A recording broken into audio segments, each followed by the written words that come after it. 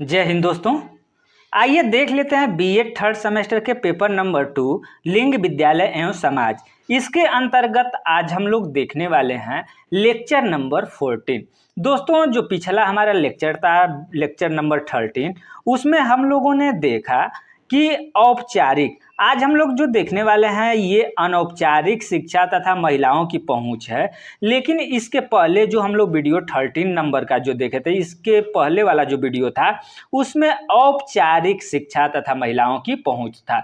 तो दोस्तों औपचारिक और अनौपचारिक शिक्षा क्या होता है, तो वहाँ भी हमने बताया है आपको कि औपचारिक शिक्षा जो होती है वो विद्यालय में नियमबद्ध नियम के तरीके से समय के अनुसार घंटी के अनुसार एक शिक्षक शिक्षण प्रक्रिया के अंतर्गत होता है। जबकि अनौपचारिक शिक्षा आपका घर परिवार समाज यानी घर के बाहर घर के अंदर भी अनौपचारिक शिक्षा हम लोग ग्रहण करते हैं। जैसे मान लीजिए कि कोई बच्चा जब जन्म लेता है तो जन्म से ही वो कुछ ना कुछ सीखना शुरू कर देता है, ठीक है।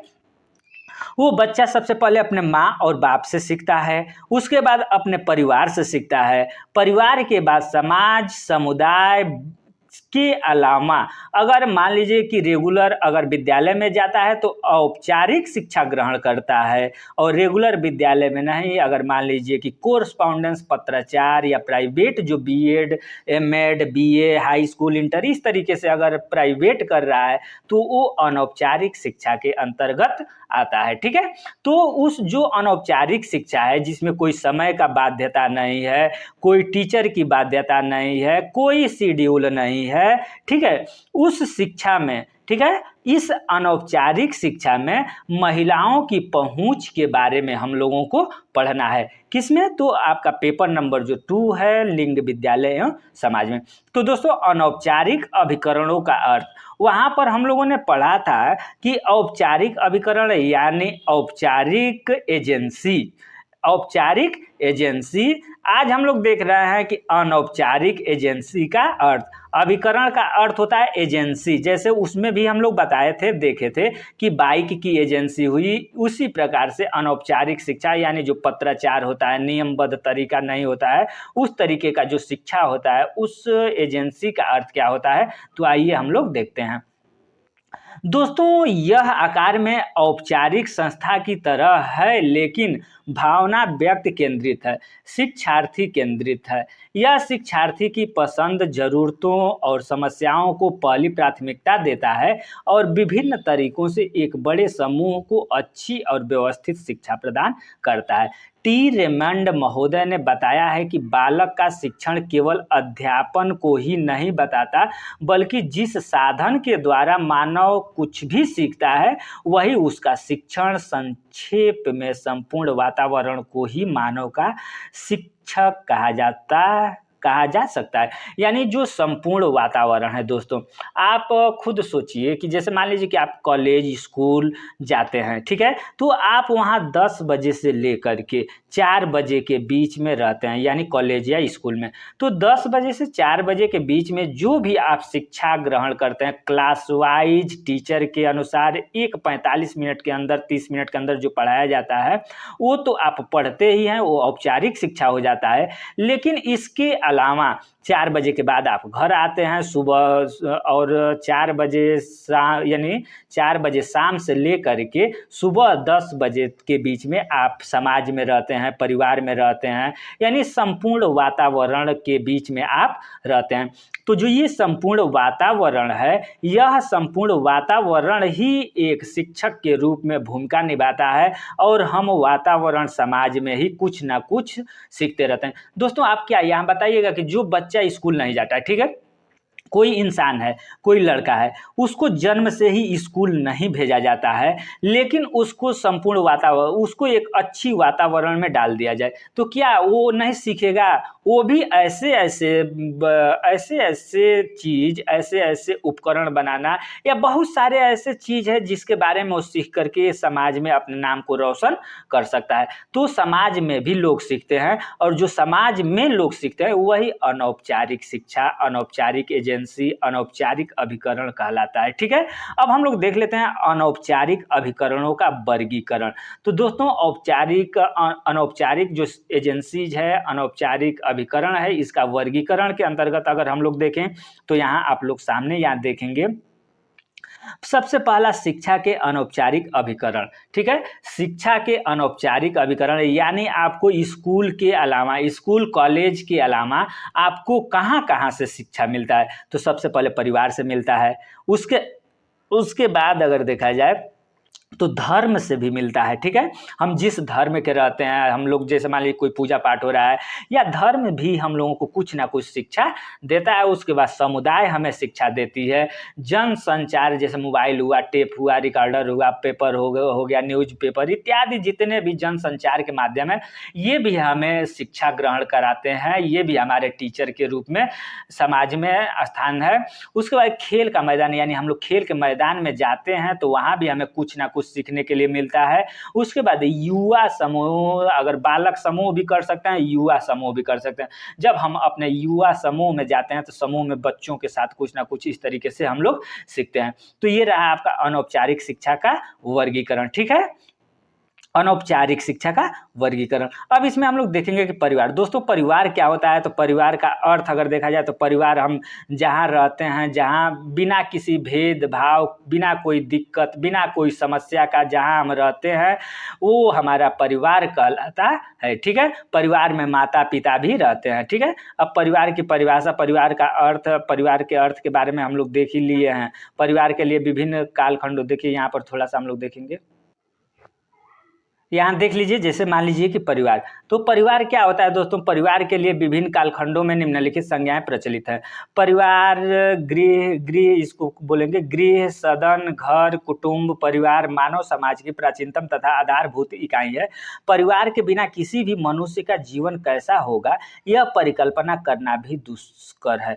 दोस्तों आप लोग खुद सोचिए कि अगर आपका परिवार ना हो, आपके परिवार में मम्मी पापा, भाई बहन, भाभी, चाचा चाची इत्यादि, यानी मान लीजिए कि एकल परिवार है तो एकल परिवार में मम्मी पापा भाई बहन रहते हैं।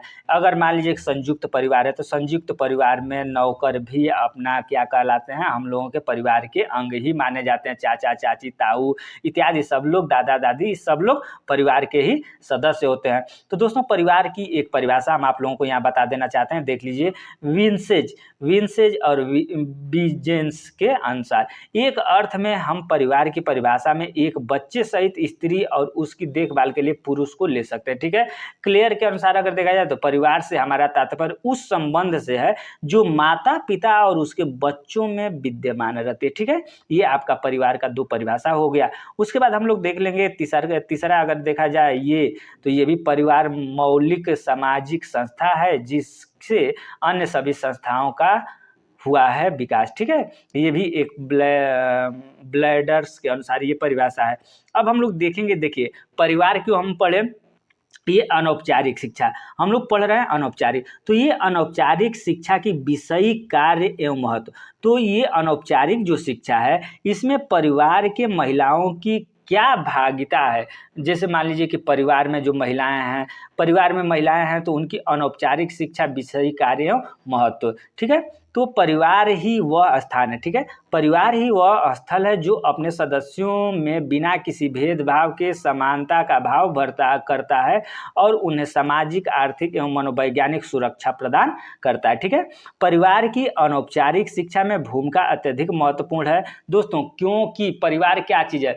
परिवार माता पिता है, तो माता पिता हैं तो जो हमारा अनौपचारिक शिक्षा है, तो अनौपचारिक शिक्षा में माता पिता घर का बहुत महत्वपूर्ण रोल है, क्योंकि हमारा जो प्राइमरी पाठशाला होता है ये घर के लोग ही होते हैं। अगर इसी के क्रम में हम अगर देखें तो रेमंड महोदय का कथन है, उल्लेखनीय है, दो बालक भले ही एक विद्यालय में पढ़ते हों, एक ही समान शिक्षक से प्रभावित होते हों, एक साथ ही अध्ययन करते हों, फिर भी सामान्य ज्ञान, रुचियाँ, भाषा, व्यवहार तथा नैतिकता में अपने परिवार वातावरण के कारण जहाँ से आते हैं पूर्णतः भिन्न होगा। दोस्तों कहने का मतलब साफ शब्दों में ये है कि जो हमारा समाज है, मान लीजिए कि एक ही माता पिता के बच्चे अगर दो समाज से आ रहे हैं, एक ही समाज से आ रहे हैं, तभी भी एक बच्चा मान लीजिए कि उसका समाज कुछ और है, दूसरे बच्चे का समाज कुछ और है, तो समाज उन दोनों बच्चों पर अलग अलग प्रभाव डाल रहा है। और जब अलग अलग प्रभाव डाल रहा है तो हो सकता है कि कोई बच्चा पर कोई अच्छा प्रभाव पड़ेगा, किसी पर बुरा भी प्रभाव पड़ सकता है। तो कहने का मतलब ये है कि जो समाज है हमारा, वो कहीं ना कहीं हमें टीचिंग या टीचर के रूप में हमें गाइड कर रहा है। ठीक है, अब देखेंगे कि धर्म, अर्थ एवं परिभाषा।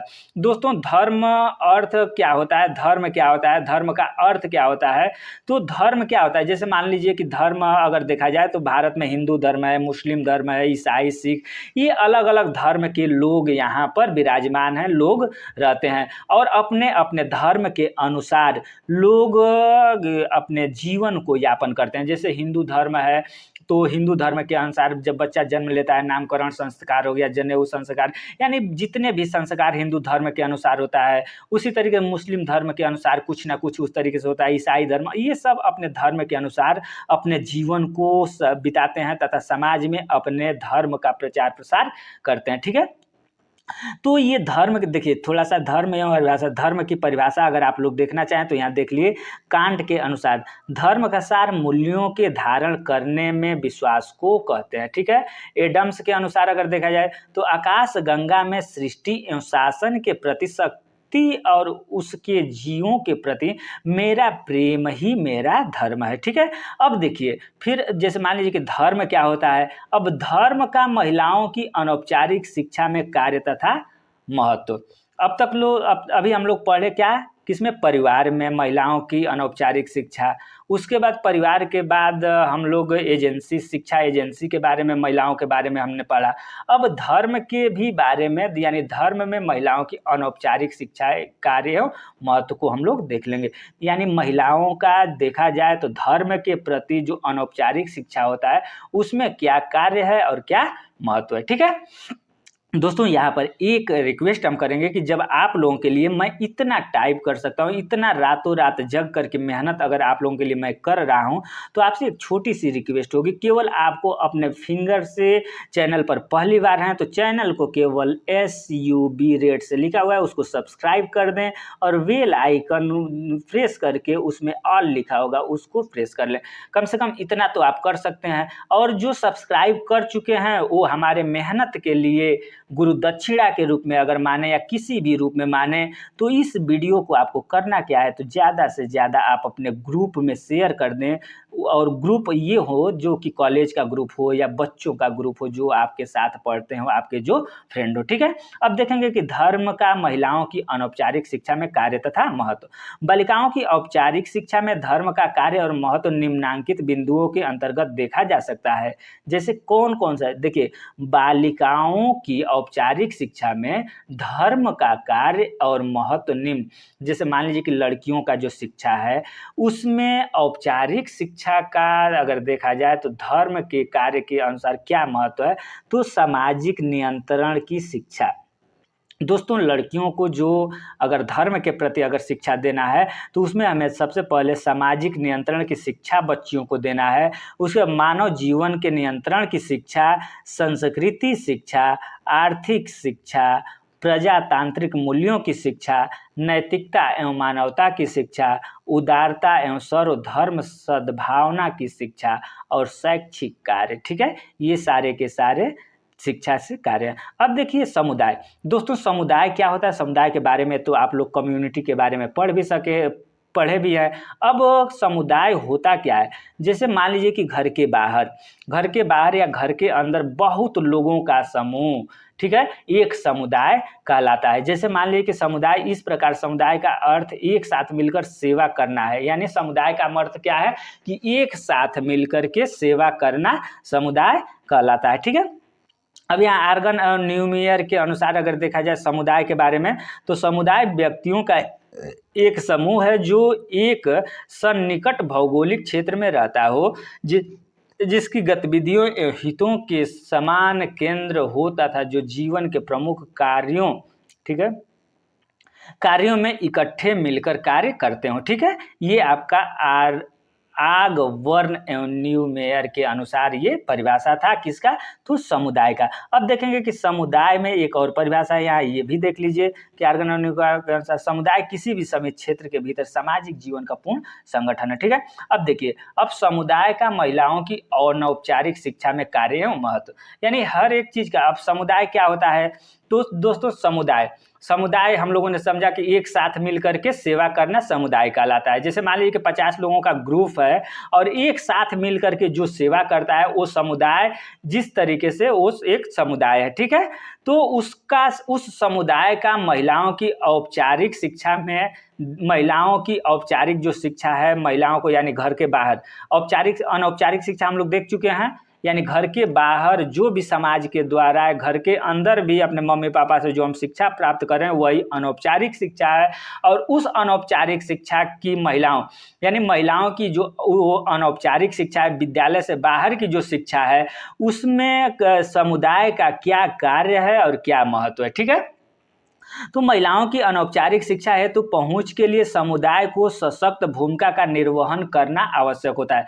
समुदाय को क्या करना चाहिए, तो जो स्त्रियां हैं, जो महिलाएं हैं, उनको सशक्त होने की भूमिका का निर्वहन करना आवश्यक होता है, क्योंकि समुदाय यदि विगतिशील, उदार और जागरूक है तो वहाँ महिलाओं की औपचारिक तथा अनौपचारिक इत्यादि शिक्षा तक पहुंच का मार्ग सुलभ हो जाएगा। ठीक है, समुदाय के महिलाओं की अनौपचारिक शिक्षा विषयी कार्य तथा महत्व निम्नलिखित है। ठीक है, अब इसमें देखिए, लड़कियों को शिक्षा अगर समुदाय में देखा जाए तो क्या क्या होना चाहिए। लड़कियों की शिक्षा में समुदाय के अंतर्गत देखा जाए तो पहले शारीरिक शिक्षा देना चाहिए, मानसिक शिक्षा, सामाजिक शिक्षा, सांस्कृतिक शिक्षा, नैतिक एवं चारित्रिक शिक्षा, धार्मिक शिक्षा, राजनीतिक शिक्षा, व्यवसायिक शिक्षा, अन्य अभिकरणों में सहयोग तथा प्रभाव।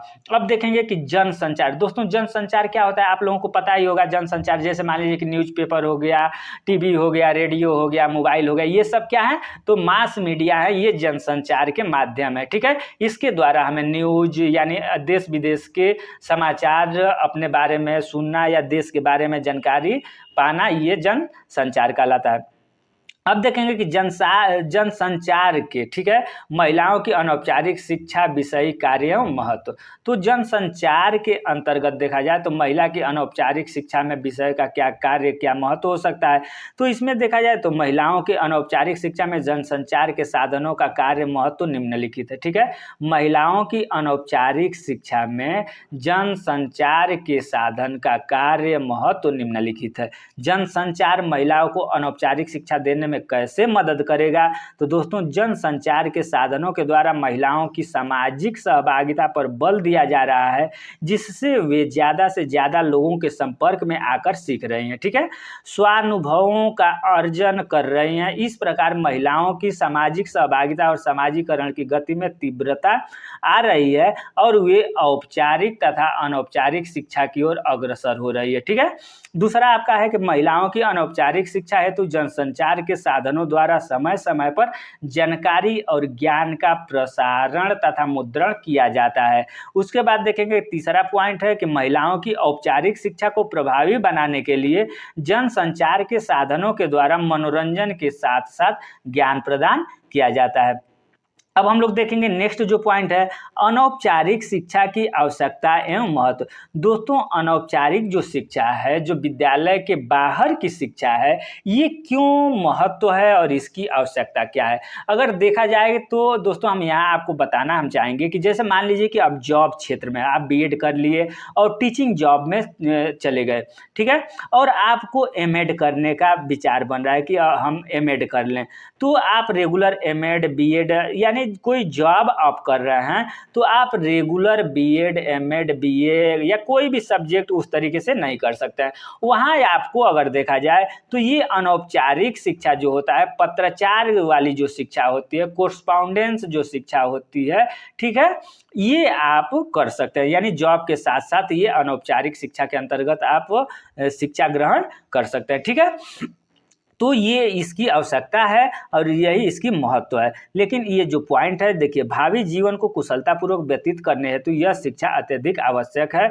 सामाजिक तथा स्वानुशासन की प्रवृत्ति का विकास होता है। तर्क तथा कल्पना शक्ति को इस शिक्षा के द्वारा प्रेरणा प्राप्त होती है। सूझबूझ तथा